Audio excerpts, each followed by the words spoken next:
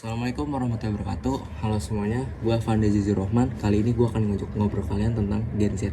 Nah, siapa sih itu Gen Z? Apa sih komunikasi Gen Z itu gimana sih?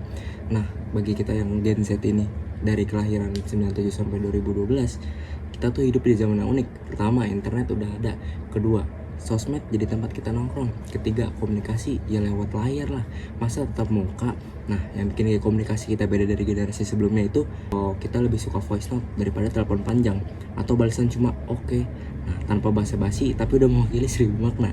Tapi itu juga ada tantangan nih, kadang juga kita dianggap kurang sopan atau malah nggak serius, padahal kan cuma beda cara aja ya. Nah, selanjutnya ada ciri gaya komunikasi Gen Z nih. Nah, kita kulik apa aja sih? Nah, pertama, pakai bahasa campuran, pakai bahasa Indo, Inggris, kadang Jawa, kadang Sunda, semuanya campur aduk. Misal, bro, ini deadline-nya serem banget sih. Literally gue nggak sanggup, terus pakai emot banyak. Yang kedua, singkatan terus emoji di mana-mana. Contoh, gue OTW bentar lagi nyampe, terus emotnya banyak. Terus buat Gen Z ini formal, tapi buat generasi lain ini tuh maksudnya apaan sih? Nah, ketiga, ngobrol cepet kayak scroll TikTok. Kalimat singkat to the point, nggak perlu paragraf panjang buat bilang oke. Kadang cukup satu stiker atau meme buat nyampein semuanya. Terus multi platform communication, kita bisa chat di WA, kirim di meme di IG, ngeluh di Twitter sambil ngedit Notion. Satu pesan bisa nyebar ke 5 aplikasi. Produktif banget kan? Atau ribet? Tergantung sudut pandang. Nah, ketiga nih, di situasi formal, Gen Z, bisa nggak sih formal Gen Z? Nah, jawabannya bisa banget, tapi perlu effort. Kita punya kemampuan adaptasi yang luar biasa. Di kampus, rapat organisasi, atau kerja part-time, kita bisa switch style. Contohnya, kalau ke dosen, selamat pagi Pak, mohon izin mengumumkan tugas berikut. Kalau ke teman, bro, tugas sudah submit belum? Wah, blank nih. Nah, jadi intinya bukan nggak bisa formal, tapi kita bisa pilih gaya sesuai konteks. Masalahnya muncul kalau kita lupa switch. Misal ngomong ke HRD kayak ke bestie. Nah, itu bisa bahaya. Nah, tantangannya nih gaya komunikasi Gen Z nih ada. Di balik kerennya gaya kita, ada juga beberapa jebakan yang mesti diwaspadai. Pertama, miskom alias salah paham. Niatnya sih chill, tapi bisa bikin sinis. Misalnya kita balas oke, O, K, dan titik. Itu buat nunjukin tegas, malah dikira posesif, malah dikira pasif atau agresif. Dua, kurang diterima di dunia kerja. Beberapa perusahaan masih konservatif. Gaya kita bisa dianggap kurang profesional, walau isi pesannya bagus. Ketiga, terlalu cepat dan casual. Kadang saking pengennya cepet, kita jadi kurang empati.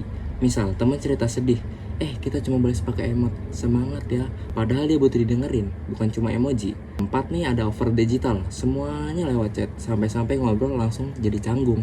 Pernah kan pas ketemu orang yang biasa kamu DM, pas ketemu malah kikuk ngobrol lah. Nah, selanjutnya, cara Gen Z bisa komunikasi efektif ke semua kalangan. Gimana sih? Pertama, kenali lawan bicara, ngobrol sama teman, beda vibe-nya sama ngobrol sama dosen atau atasan. Kedua, pilihan media yang tepat. Nah, buat kabar penting, hindari cuma kirim pesan pendek atau stiker. Lebih baik voice note atau telepon standar. Ketiga, gunakan bahasa yang netral saat ragu. Misalnya ke manajer, baik, terima kasih atas sarannya. Selanjutnya, tingkatkan kemampuan di komunikasi lisan juga. Sesekali latihan presentasi, diskusi langsung atau debat lah biar nggak cuma jago ngetik. Terus yang terakhir, pakai empati bukan cuma gaya. Nah, tanya ke diri sendiri, kalau gue nerima pesan gini, perasaan gue gimana ya? Nah, coba kalian pikirin. Selanjutnya nih, komunikasi itu tentang nyambung, bukan cuma tentang gaya. Nah, gaya boleh beda, tapi tujuannya tetap satu, nyambung. Nah, mau lu pakai emoji, singkatan, atau bahasa formal banget, yang penting, satu, pesannya nyampe. Kedua, lawan bicara ngerti. Ketiga, nggak bikin salah paham. Jadi, bukan soal gaya lo jelek atau gaya gue yang keren, tapi soal gimana caranya komunikasi gue bisa dimengerti semua orang. Nah, gaya komunikasi Gen Z itu unik, cepet, adaptif, penuh warna, fleksibel. Banyak banget kan? Nah, kita nyaman ngobrol lewat teks, emoji, dan meme. Tapi juga bisa tampil profesional saat dibutuhkan. Nah, tantangan pasti ada. Mulai dari salah paham, dianggap nggak sopan. Tapi justru disitulah kekuatan kita. Kita bisa adaptasi.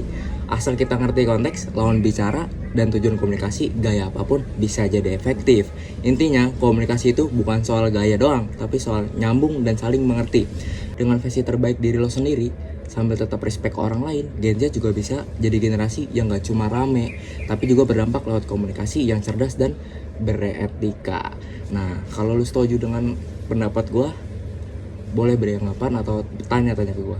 Selebihnya, terima kasih telah menyaksikan, telah mendengarkan. Kurang lebihnya mohon maaf. Wassalamualaikum warahmatullahi wabarakatuh.